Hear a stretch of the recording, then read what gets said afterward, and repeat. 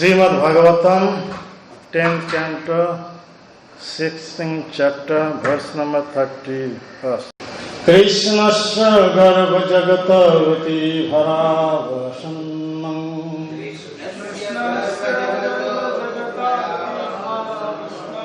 pasmi prahara parirugna phanatapatram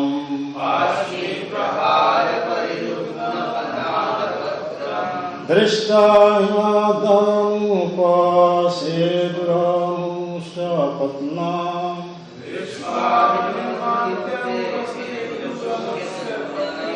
Artha slatad bhasana bhushana keshabandam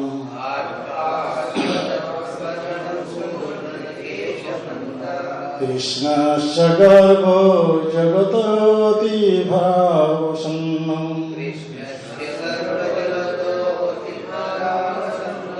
Pasmi prahara parirugna phanatapatram Drishta himaddam paseduramsha patnam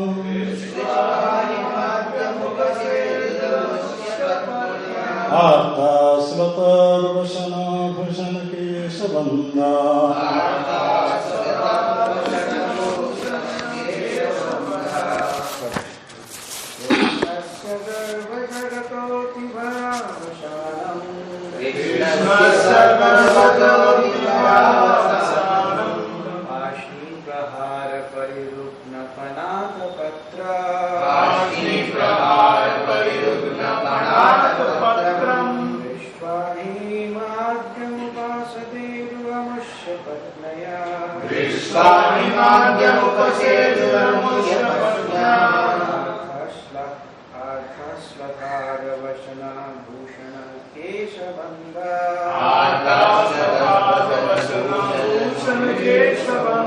Krishnasya garva jagatoti paravasannam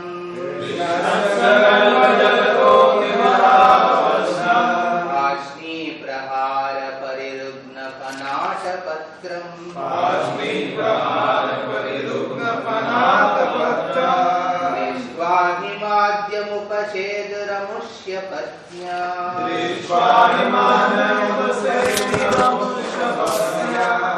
Ashlatadvasana bhushana keshabanda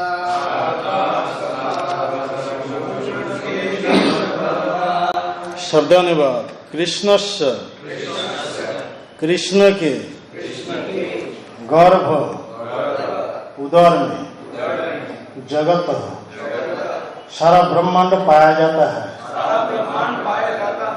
अति भार अत्यधिक भार से अवसन्नम थका हुआ पार्श्वनी एड़ियोटी हाँ समझ नहीं हिल्स ठीक है प्रहार चोट से परिरुग्ण क्षत विक्षत हाना फन आतपत्रम छात्र की तरह दृष्टा देखकर अहिं सर्प को आद्यम आदि भगवान के उपसेदु निकट आई अमुष्य कालियों की पत्नियां आर्ता पीड़ित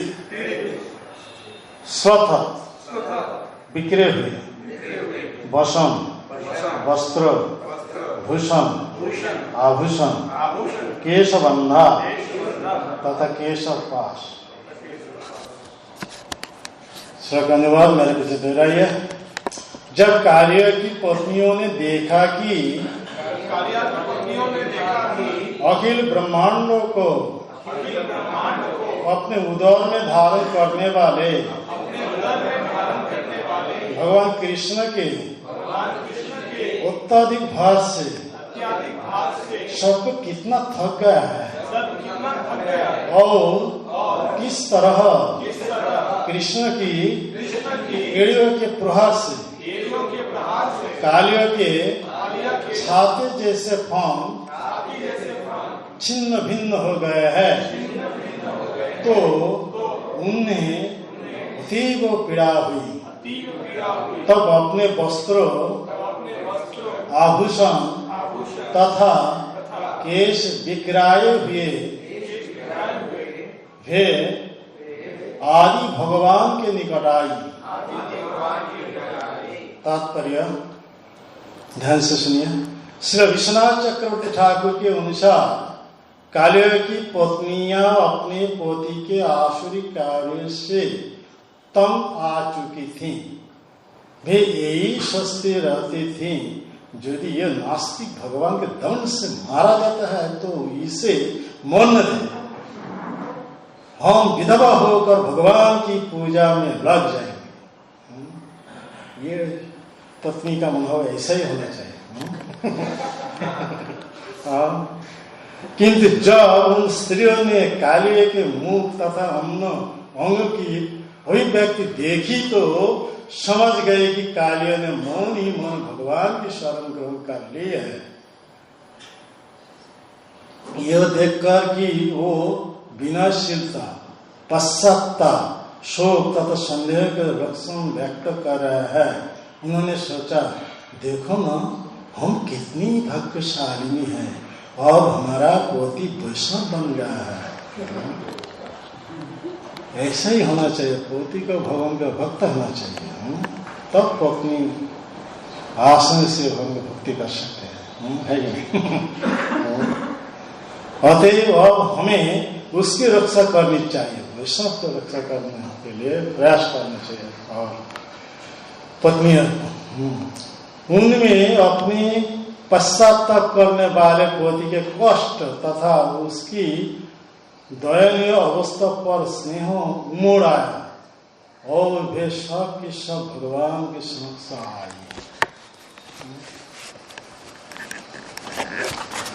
जय द्विज पत्नी जय नागकन्नागम, भक्ति से जहारा पाइलो गोविंद चरण। जय राधे जय कृष्ण जय वृंदावन, श्री गोविंद गोपीनाथ मदन मोहन। ये हमारा गौड़िया का 3 नाथ है, मदन मोहन, राधा मदन मोहन, राधा गोविंद देव और राधा रघुनाथ जी। ये भगवान के प्रति भक्ति से भगवान का चरण मिल गया किसका? और द्विज पत्नियों और नागकन्ना। ऐसे ही ये नागकन्ना की कितने भक्ति थे सब। तो यहाँ पे हम सब देखते हैं, जब कालिया की पत्नी ने देखा कि अखिल ब्रह्मांड को अपने उदर में धारण करने वाला भगवान के अत्याधिक भार से सर्प कितना थक गया।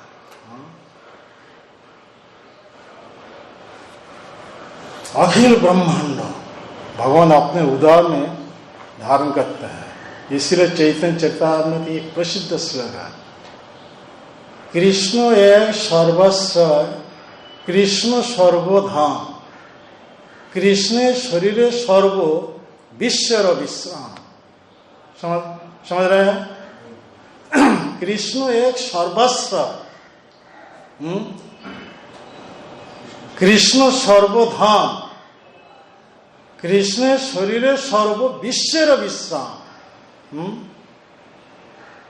तो भगवान कृष्ण ऐसा ही उनसे भी और हल्का है कि नहीं? अनियम, फिर भी महत महियम, अत्यधिक भार से भी बढ़कर अत्यधिक भार बसते हैं। ये भगवान है, इसीलिए ये एक प्रसिद्ध श्लोक है, अनर अनियम महत महियम। तो कृष्ण अपना उदर में ऐसे सारे ब्रह्मांड को जब धारण कर ले तो उनका भर से कार्य थक गए।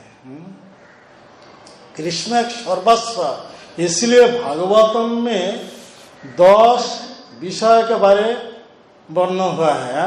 10 विषय, वो स्वर्ग, विसर्ग, स्थान, पोषण, ऊति, मनंतर, ईशानु कथा, निरोध, मुक्ति, आश्रय, ये 10 विषय है भागवत में। 10 विषय में से पहले 9 विषय ये सभी आश्रित है, लेकिन 10वां जो विषय है वो आश्रय है। तो कौन है? भगवान कृष्ण।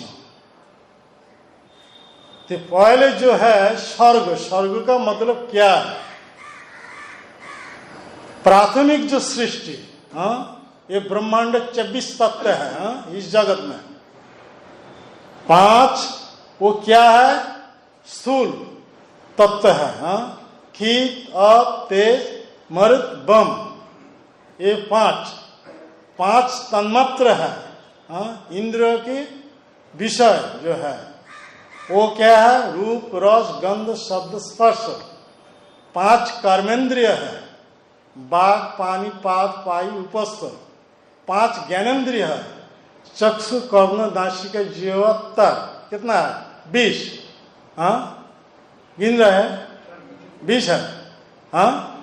इसके बाद मन, बुद्धि, जड़ अहंकार, फलसी को जो कहा जाता है, ये मिथ्या अहंकार और प्रधान महत्त्व, 4 शक्तियां जिसमें है। तो किससे उद्भूत है? महाविष्णु से। जशैक निश्चित कालम अथवलंबे जीवंति लोम बिलोज जगदंद नाथ विष्णु महाशय जश कला विशेष गोविंद आदि पुरुषं तमहं भजामि। तो महाविष्णु कहाँ पे सो रहे हैं? जो कारणों जले भजती स्म जोग निद्रा मनंत जगदंड शरम कूप आधार शक्ति बलम परंश मूर्ति गोविंद आदि पुरुषं तमहं भजामि। वो भगवान महाविष्णु जब एक्सेल करते हैं, उनका रोमकूप से अनंत कोटि ब्रह्मांड सा निकलते हैं। एक्सेल, इनहल, एक बार जो सांस त्यागते हैं फिर जब लेते हैं तो ब्रह्म का आयु खत्म हो जाता है। तो ब्रह्म का आयु कितना है? ब्रह्मा के अनुसार 100 साल है। तो 1 साल में 1 दिन का हिसाब क्या है? हमारे ये जगत का गणना अनुसार है, काउंटिंग के अनुसार क्या कितना 1000 चतुर्युग माना जाता है। 1 घंटे, ये 1 दिन का मतलब 12 घंटे। तेज बाई 1000 चतुर्युग का मतलब 432 करोड़ वर्ष है। ऐसा ही ये दिन का अवसान के बाद फिर रात है, रात्रि है। तो रात का ऐसा ही ये है। तो ऐसा ही ब्रह्मा की 24 घंटे 1 दिन रात का मतलब क्या है? 864 करोड़ वर्ष है 1 दिन का। ऐसा ही 30 दिन से 1 महीना है, 12 महीना से 1 वर्ष है। ऐसा ही 100 वर्ष ब्रह्मा जी का आयु तो अब खत्म हो जाता है। ब्रह्मा महाविष्णु जब एक बार निश्वास फेंकते हैं फिर जब लेते हैं। ये पहला नंबर जो है स्वर्ग, स्वर्ग का मतलब ये प्राथमिक सृष्टि महाविष्णु किया है, महाविष्णु द्वारा। प्राथमिक सृष्टि जो है स्वर्ग, विसर्ग। विसर्ग का मतलब ब्रह्मा जी चौर अचौर जितने सारे जीव है स्थूल शरीर प्रदान करते हैं, सटल बॉडी और ग्रॉस बॉडी ये जो प्रदान करते हैं ब्रह्मा जी। तो महाविष्णु सब लेते हैं जितने सारे उपादान है। महाविष्णु से लेते हैं। महाविष्णु पहले नंबर पहले जो सृष्टि किया, प्राथमिक सृष्टि। तो स्वर्गो विसर्गो, इसके बाद स्थान। स्थान का मतलब क्या है? ये विष्णु पालन करते हैं हर जीवों के। ब्रह्मा जी सृष्टि करते हैं, शिव जी संहार करते हैं, लेकिन जो पालन करते हैं उनका स्थान ऊंचे है। ब्रह्मा विष्णु के परे है। तो स्थान का मतलब जो विष्णु हर जीवों को पालते हैं, पालन करते हैं, इसीलिए विष्णु का स्थान ब्रह्मा विष्णु के परे है। ये स्थान है, समझ रहे ना? पहला बार सुन रहे हैं। अच्छा, स्वर्गो विसर्गो स्थान और पोषण। जो भगवान के चरण में शरण लेते हैं, भगवान उस पर ज्यादा ध्यान देते हैं और उसका पालन करते हैं। ये पोषण माना जाता है। तो कालिय पहले भगवान से विमुख थे। भगवान के प्रहार से जब भगवान के शरण में आ गए, तब भगवान उनके पोषण कर रहे हैं, है कि नहीं? मारे नहीं। लेकिन हम सब देखते हैं, तो ये 10 विषय के कंप्लीट करने के बाद तब उस पर आएंगे। तो पहले है स्वर्ग विसर्ग स्थान पोषण ऊति, कर्म कार्य करने के प्रेरणा, ये ऊति। ऊति के बाद मनंतर, अर्थात हमारा ये जो मनुष्य शरीर मिला है, इस मनुष्य शरीर से कौन सा कर्तव्य का संपादन करने से हम ये भौतिक शरीर के बंधन से मुक्त होकर के भगवान के धाम में जा सकते हैं। इसीलिए मनु महाराज एक संहिता लिखे हैं। मनु महाराज के द्वारा एक संहिता लिखा हुआ है, तो मनु संहिता माना जाता है। ये धर्म ग्रंथ है। मनु महाराज हमारे लिए जो ग्रंथ दे है वो धर्म ग्रंथ है। मनुष्य ऐसा, ये लाखों मनुष्य इतर घूमने के बाद ये जो मनुष्य शरीर मिला है, मनुष्य शरीर से जब मनु महाराज द्वारा प्रवर्तित जो मनु संहिता, वो मनुष्य के कानून के अनुसार, नियम के अनुसार जब आचरण करेंगे, वो आचरण से भौतिक बंधन से मुक्त होकर के भगवत धाम में चला जाएंगे। इसलिए हमारे लिए मनु महाराज ये धर्म ग्रंथ दे है कि नहीं? मनु संहिता। स्त्री शरीर जब प्राप्त होंगे, स्त्री शरीर से कैसा आचरण करना चाहिए, पुरुष शरीर जब मिलता है, पुरुष शरीर से कैसा आचरण करना चाहिए, ते मनु संहिता में सब ये विधान दिया है। ते मनंतर माना जाता है। मनंतर के बाद ईशानु कथा, भगवान के बहुत सारे अवतार इस जगत में आते हैं, बहुत सारे लीला प्रकट करते हैं। इसके बारे, भक्तों के बारे जो ये ग्रंथ है, ते ईशानु कथा। ईशानु कथा के बाद क्या है? निरोध। निरोध का मतलब क्या है? सृष्टि का संहार।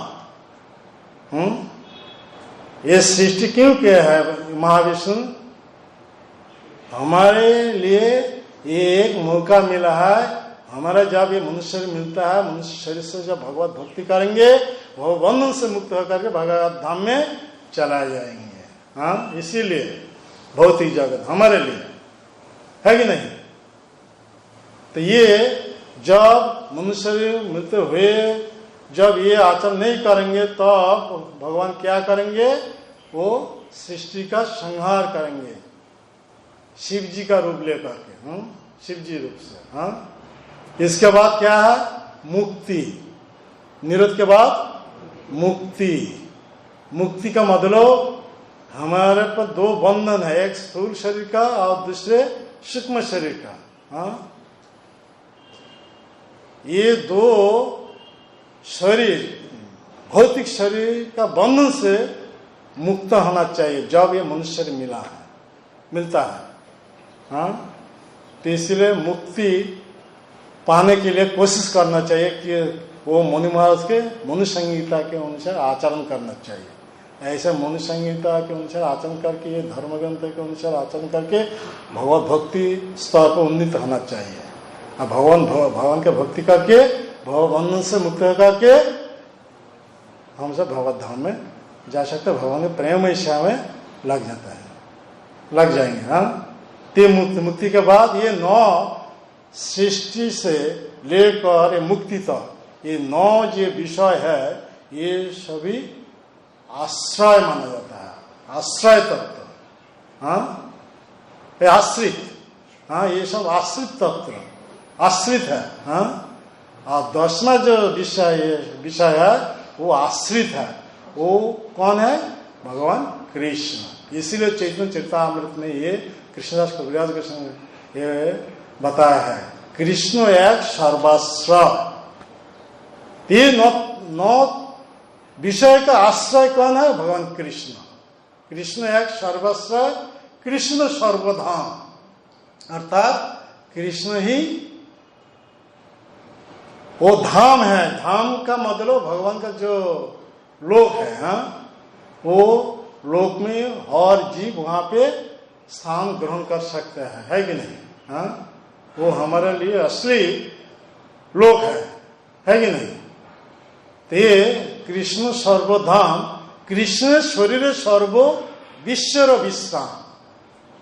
जब ये भगवान कृष्ण कालिया की वो जो फन पर नृत्य कर रहे थे, तो उसी समय भगवान सारे ब्रह्मांड अपना शरीर में ले लिए। तो वो भार से कालिया उस समय क्या हो गया? थक गया। उनका जितना प्लान प्रोजेक्ट था सब फेल मार गया। हाँ, तो वो कालिया क्या गया? वो समझ रहे कालिया भाई सा केवल गौड़ जी के गौरजू से। हाँ, तो कालिया ये अभी समझ रहे हैं ये जो है ये गौड़ जी के हजारों गुण अधिक बलवान है, ये साक्षात नारायण है। हाँ, ये समझ करके कालिया तब भगवान के शरण में चल, तब वैष्णव बन गया। समझ रहे हैं? हाँ, पहले कैसा था? वो नास्तिक, हाँ, अशुभ। इसलिए कालिया की पत्नियों ने ये मन में मौनी मन सोचते थे ये मर जाएंगे तो बहुत अच्छा है। हाँ, हम सब विधवा होकर के भगवान के भक्ति कर सकेंगे। लेकिन ये कालिया जब भगवान के शरण में आ गए तब वो स्त्रियों ने मन में मौनी मन सोचा क्या ये वैष्णव बन गया। हमारा कर्तव्य क्या है? उनका उत्साह करना। हाँ, है कि नहीं?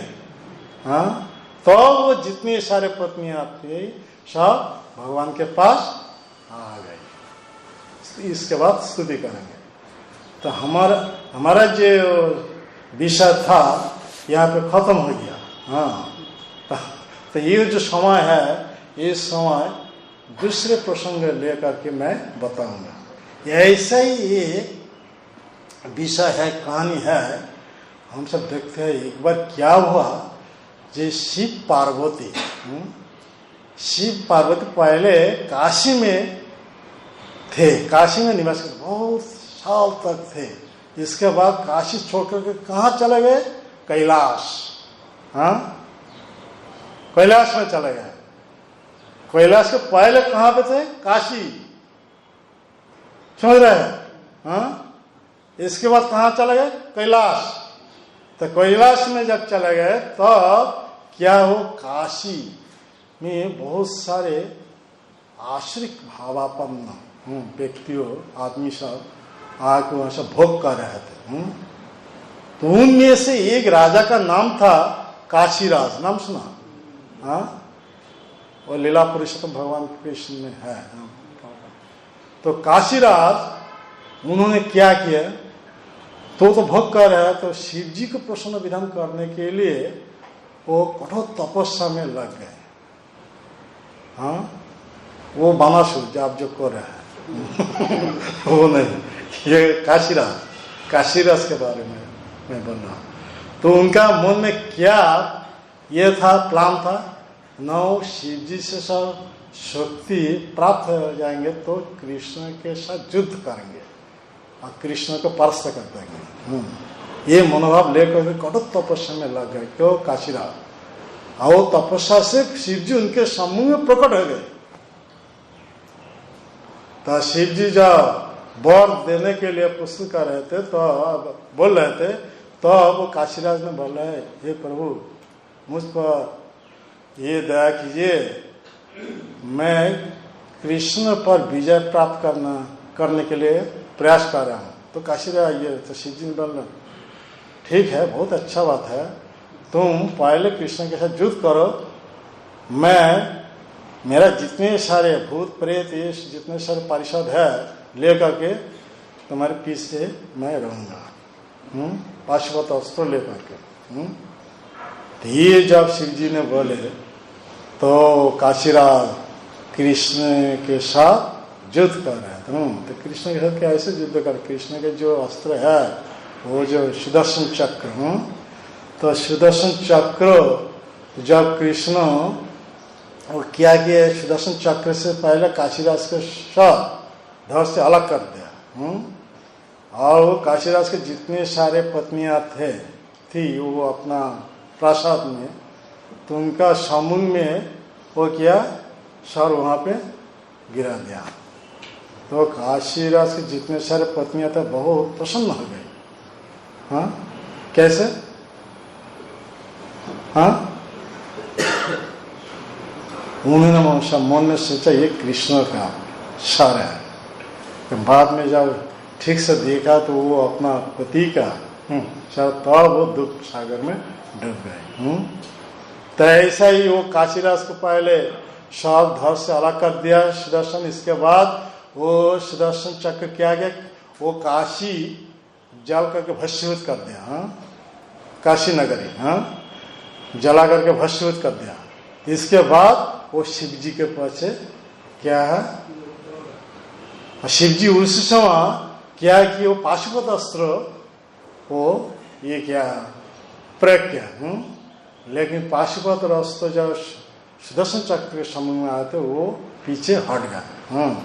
तो पीछे जब हट गए, भाग गए, तब वो शिव जी ये सुदर्शन चक्र क्या किए, तो शिव जी के पीछे वो चला गया।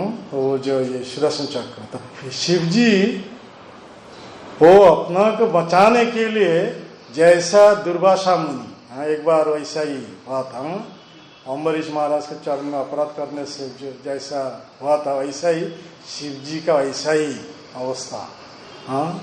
जहाँ पे जाते हैं वहाँ भी सुदर्शन उसके पीछे पीछे वो उनके पीछे पीछे भागते हैं। तो वो समझ गए जी सुदर्शन के हाथ से मुक्त होने के लिए मेरा क्या करना चाहिए, कृष्ण को शरण लेना चाहिए। तो तब कृष्ण की स्तुति की शिव जी जब कृष्ण की स्तुति की तब शिव जी कृष्ण का कृपा से वो सुदर्शन चक्र शांत हो गए। तो शिव जी तो भगवान कृष्ण तो शिव जी के बोल रहे हैं तुम्हारे कैसा ये मति गति हो गया, दिमाग कैसा बिगड़ गया। तो वो तो ये बोल रहा है शिव जी, प्रभु क्या करो, ये असुर के संग से ऐसा ही हो गया, जैसे संग करेंगे ऐसा ही प्रभाव हमारे ऊपर डाल जाएगा, पड़ता है। तो ऐसा ही तो तब क्या किए शिव जी, जब शिव जी का स्तुति से कृष्ण जब प्रसन्न हो गई तब शिव जी कृष्ण के पास ये प्रार्थना करें, प्रभु आप तो मेरा ये काशी नगरी जला दिया, भस्मीभूत कर दिया, मैं कहाँ रहूँगा। तब भगवान कृष्ण बोल रहे हैं एक मनोरम स्थान है, वो कहाँ, एकाम्र कानन, नाम सुना? एकाम्र कानन भुवनश्य, एकाम्र कानन। और जहाँ पे लिंगराज टेम्पल है वहाँ पे पहले इतना बड़ा आम पेड़ था, एक जुजन तक उसका शाखा विस्तारित था। एकाम्र कानन, इसलिए वो जगह का नाम है एकाम्र कानन। एक आम वृक्ष है। तो वो एक मनोरम स्थान है, तुम वहां पे जाओ। वहां पे सब कुछ है। वो मैं जब पुरुषोत्तम धाम में रहता हूँ, वो नीलाचल जो पुरुषोत्तम धाम, उसका गेट है ये भुवनेश्वर। तो शिव जी गेट कीपर बना करके वहां पे रहेंगे। ये कौन आदेश किए? भगवान कृष्ण। तब शिव जी क्या किए? पहले पार्वती को भेजा था। एकाम्र कानन, काशी जैसा उससे भी हरि मनोरम स्थान है एकाम्र कानन। तो इसीलिए शिव जी क्या किया? पार्वती को पहले भेजा था। पार्वती जब आए थे, ग्वालिनी रूप लेकर के वो वन में घूमते रहते थे। समझ रहे? हाँ, क्या उसी समय देखा एक हृद है, लेक, सूखा हुआ लेक है। लेक से बहुत सारे गाभी, सफेद वाला गाभी वहां से निकल गए। आके वहां पे ये लिंग है, शीत असित का मतलब है कृष्ण एवं सफेद वर्ण का एक लिंग है, जो लिंगराज टेम्पल में जो लिंग है। तो वो वर्ण कैसा है? शीत असित का मतलब काला एवं सफेद वर्ण। समझ रहे? अरे बोल। तो वहां पे आके वो जितने सारे गाय सब दूध वर्षे के, ये देखा कौन? पार्वती देवी। तो उन्होंने मन सोचे ये बहुत ये क्या है? महत्वपूर्ण लिंग है। तो पार्वती ग्वालिनी रूप धारण का ग्वालिनी रूप धारण करके क्या के वन में वो घूमते रहते, फूल तोड़ने के लिए, वो शिवलिंग को पूजा करने के लिए। तो तब उसी समय दो असुर, एक वो कृति और दूसरे हो बास, दो असुर, नाम सुना? कृति और बास, दो असुर पार्वती का रूप देखभाल करके मोहित हो गई। तो पार्वती वो सभी को मनोभाव समझ के साथ साथ क्या है? अंतर्धान हो गए। अंतर्धान हो गई जब, तो शिव जी को ध्यान में लग गए। तो शिव जी उनके सामने प्रकट होकर के बोल रहा है, ये दोनों अवश्य किसी अस्त्र से मारेंगे नहीं।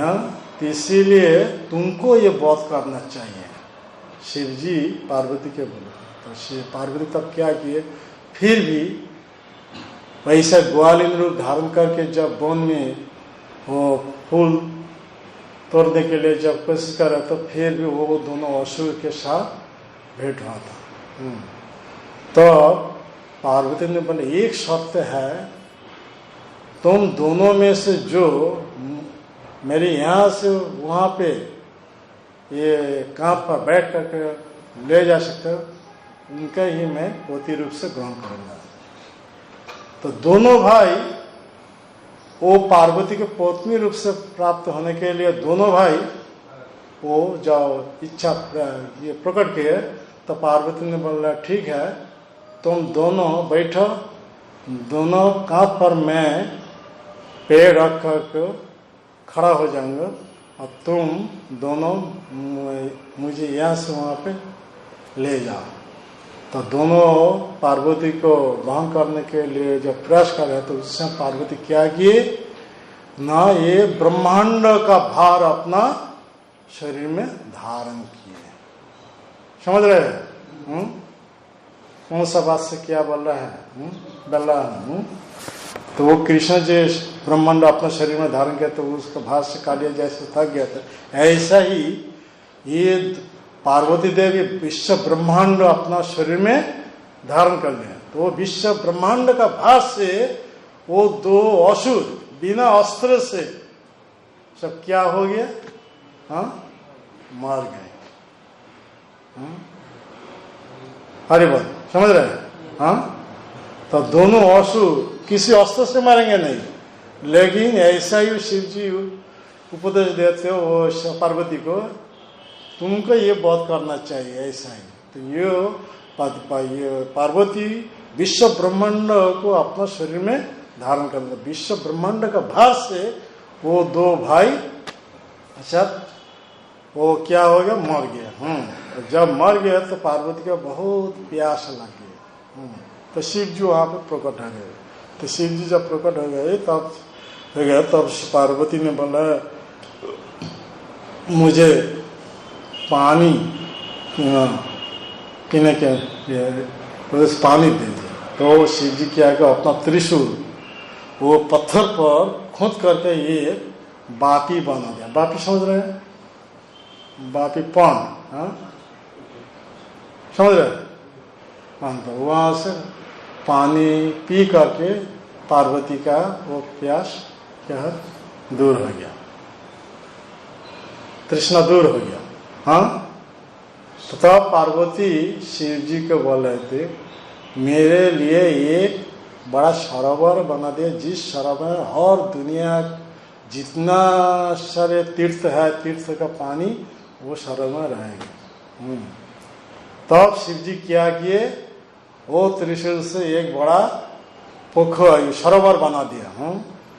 और अपना जो ये है कैरियर है वो क्या, वृषभ, वृषभ को भेजा था। ब्रह्मांड में जितने सारे पवित्र सब तीर्थ है, नदी है, सागर है, जो है सब कुछ आमंत्रित करके यहाँ पे लाना चाहिए। तो सब वहाँ पे आ गए। शिव जी सम्मुख के ऊपर प्रकट होकर के बोला है प्रभु हमारे प्रति आपका क्या आदेश है। तो शिव जी ने बोले आप सभी बिंदु बिंदु जल रूप धारण करके इस सरोवर में आ जाओ। तो शिव जी का आदेश से जितने सारे तीर्थ हैं पानी सब बिंदु बिंदु रूप लेकर के वो सरोवर में सब आ गए।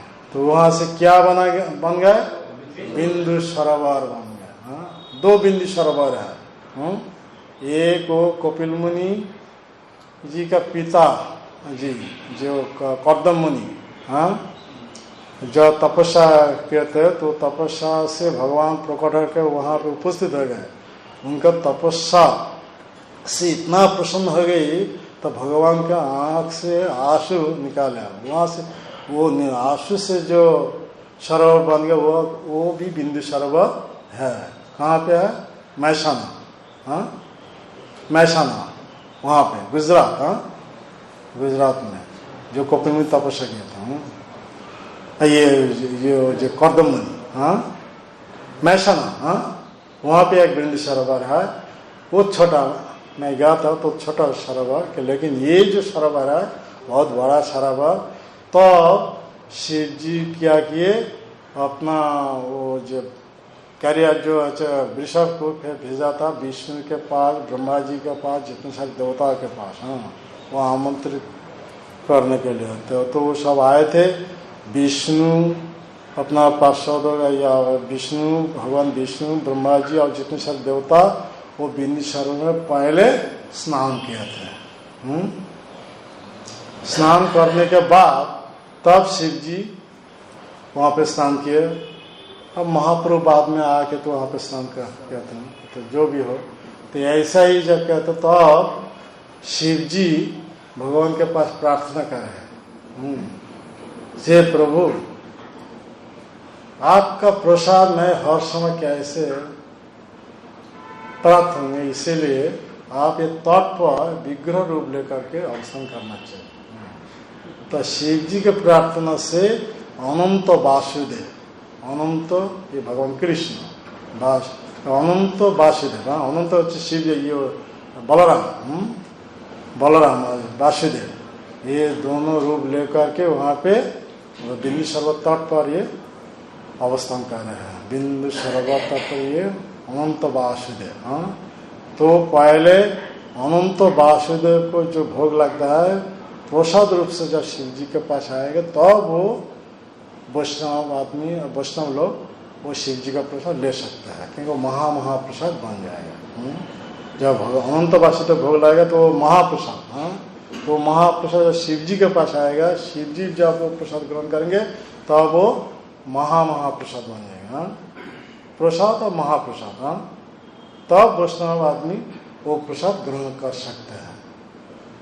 लेकिन अभी क्या है, अभी कमर्शियल चल रहा है, बिजनेस चल रहा है। वो अनंत वासुदेव तो अलग भोग लगता है, वो शिव जी का जो लिंगराज के जितने सारे पंडा है, पंडा जी सब डायरेक्ट शिव जी का भोग लगाते हैं। इसीलिए हमारे गौड़ीय वैष्णव के लिए वो प्रसाद नहीं ग्रहण करना चाहिए, क्योंकि वो भगवान का प्रसाद नहीं, डायरेक्ट शिव जी के वो अर्पण करता है। तो वो तो कर्मकांडी और सब ब्राह्मण सब अर्पण करता है, इसलिए वो प्रसाद हम सबको ग्रहण नहीं करना चाहिए। और शिव जी वो प्रसाद ग्रहण नहीं कर रहा है, इसीलिए वो प्रसाद हमारे लिए सीटेबल नहीं है, इसीलिए हमारे लिए मना है। तो महाप्रभु जब आए थे, ये सन्यास लेकर पूरी नाम थे, आने के समय वहाँ शिव जी को प्रसन्न करने के लिए वहाँ पे नाच रहे थे, कीर्तन कर रहे थे, और वो बिंदुसर में स्नान किए थे। हाँ हरि बोल, हाँ समझ रहे। तो शिव जी का प्रसाद महाप्रभु लेते हैं। किस उस समय वो अनंत वासी को भोग लगाने के बाद तब शिव जी के पास आते हैं। शिव जी जब ग्रहण करेंगे तब वो महाप्रसाद बन जाएंगे, प्रसाद महाप्रसाद, तब वो वैष्णव लोग ले सकते हैं। अभी तो ऐसा ही नहीं हो रहा है, इसीलिए वैष्णव का नहीं लेना चाहिए शिव जी का प्रसाद। किसी देव देवी का प्रसाद शिव जी वैष्णव का ग्रहण नहीं करना चाहिए। माता दी मंदिर है, बहुत सारे मंदिर है, हाँ प्रसिद्ध सब है, लेकिन वैष्णव के लिए वो सब प्रसाद नहीं ग्रहण करना चाहिए। जब भगवान को अर्पण करके वो सब देव देवी के पास आएगा तब वो प्रसाद वैष्णव लोग ले सकते। जैसे पूरी जगन्नाथ, हाँ पहले जगन्नाथ जी का भोग अर्पण करने के बाद वो प्रसाद विमला देवी, दुर्गा देवी, हाँ विमला देवी के पास आएंगे तब तो वो प्रसाद विमला देवी जब करेंगे तो महाप्रसाद बनेगा। वो महाप्रसाद जब आनंद बाजार में आएगा तो वैष्णव लोग हर जीव वो ले सकते हैं। तो महाप्रसाद है, वो जगन्नाथ जी का प्रसाद है। तो ऐसा ही, तो ये जो भी हो, तो यहाँ पे हम सब देखते हैं जी भगवान कृष्ण जैसा ही अनंत ये माने निखिल ब्रह्मांड अपना शरीर में धारण करते हैं, वो ब्रह्मांड भाव से वो कालिय थक गया। ऐसा ही पार्वती देवी जब ब्रह्मांड का अपना शरीर में धारण किए थे तो ब्रह्मांड का भार से ये दो असुर, वो कृति और वास, ये दो असुर तो मर गया। तो वो सब वर प्राप्त थे, किसी अस्त्र से मारेंगे, ऐसे ही सुदर्शन चक्र से मरेंगे नहीं। लेकिन पार्वती देवी जिस निखिल ब्रह्मांड जो अपना शरीर में धारण किया, ब्रह्मांड का भार से दो असुर मर चुके हैं। तो ऐसा ही हम इस श्लोक में सब देखते हैं। तो भगवान कृष्ण जब ऐसा ही काली को दंड प्रदान किए थे तो तब काली समझ गए ये साक्षात नारायण है। तब कालिया का मन में जो नास्तिक मनोभाव था, वो नास्तिक से अभी किसमें रूपांतरित हो गए, आस्तिक, वैष्णव बन गए। तो जब वैष्णव बन गए, भगवान के शरण में आ गए, तब कालिया की जितने सारे पत्नियां वो सब अपना को भाग्यशालिनी मान रहे थे। हमारा पतिदेव अभी वैष्णव बन गए, ते पतिदेव को रक्षा करना हम सभी का कर्तव्य है। इसीलिए वो कालिया के जितने सारे पत्नी सब वहाँ पे आ गए भगवान के पास, आगे स्तुति कर रहे थे। इसके बाद वो नाग पत्नी का स्तुति सब आएंगे, एक से एक स्तुति, कैसे स्तुति की। तो ऐसा ही ये सांसारिक जीवन में हमारे जब ये मनुष्य मिला है, मनुष्य शरीर से जब पुरुष शरीर ये जब मिला, पुरुष शरीर से क्या करना चाहिए, भगवान का भक्ति करना चाहिए। और वो जब भक्ति करेंगे, उनका पत्नी तो पतिदेव के सेवा में लग जाएंगे। तो ऐसा ही एक दूसरे सेवा से क्या होते हैं? भव बंधन से मुक्त होकर के नित्य आनंदमय धाम भगवत धाम में चला जाएंगे। वहां पे जाके भगवान के नित्य प्रेम विषय में नित्य हो जाएंगे। ये हमारे जीवन का सर्वोत्तम सिद्धि है। समझ रहे हैं? हाँ, तो भागवत अध्ययन का मूल कर्तव्य क्या है? हम सभी को भगवत गीता ये मूल उद्देश्य है, परमेश्वर भगवान कृष्ण के शरण में आना चाहिए हर आदमी को। है कि नहीं? हाँ, क्योंकि 84 लाखों जीव जनी है, ये ब्रह्मा जी ये शरीर सब प्रदान करते हैं। एक से एक वो शरीर उत्पन्न करने के बाद जब मनुष्य शरीर मिला है, मनुष्य शरीर से भगवान को भक्ति करने से ये भौतिक शरीर का बंधन से मुक्त होकर के, भव बंधन से मुक्त होकर के हम नित्य आनंदमय धाम भगवत धाम में चला जाएंगे। हाँ, तो इसीलिए होली जी को दुरावस्था देखभाल करके स्वयं भगवान आया, चैतन्य महाप्रभु आगे वो जितने सारे विधि निषेध जो भी है, जितने सारे शास्त्रों का निर्देश है, वो सभी में से सार चीज कृष्ण नाम संकीर्तन हमारे लिए दिए हैं। कोई आदमी ये कृष्ण नाम संकीर्तन का आश्रय करेंगे, वो नाम संकीर्तन वो आदमी को भव बंधन से उद्धार करके भगवत धाम में भेज देंगे। हाँ, हरे कृष्णा कृष्णा कृष्ण हरे हरे राम राम राम हरे। तो अब ये कलियुग का आत्मा का क्या करना चाहिए? भगवान का नाम का आश्रय करना चाहिए। अभी तो भगवान नाम रूप में हमारे पास है। कलियुग का नाम रूपे कृष्ण अवतार, नाम है सर्वो जगत निस्तार। समग्र जगत उद्धार हो जाएंगे जब मुख में ये भगवान का दिव्य नाम हरे कृष्णा कृष्णा कृष्णा हरे हरे राम राम राम तो वो वैष्णव बन जाएंगे। हाँ, ये हमारी असली रूप है वैष्णवता। जय ग्रंथराज श्रीमद् भगवतम की जय, श्री श्री गौर निताय की जय, श्री श्री कृष्ण बलराम की जय, श्री श्री जगन्नाथ बलदेव सुभद्रा महारानी की जय, श्री श्री राधा गोविंद गौर सुंदर की जय, जगत गुरु श्री प्रभुपाद की जय, समवेत भक्त वृंद की निताय गौर प्रेमानंदे।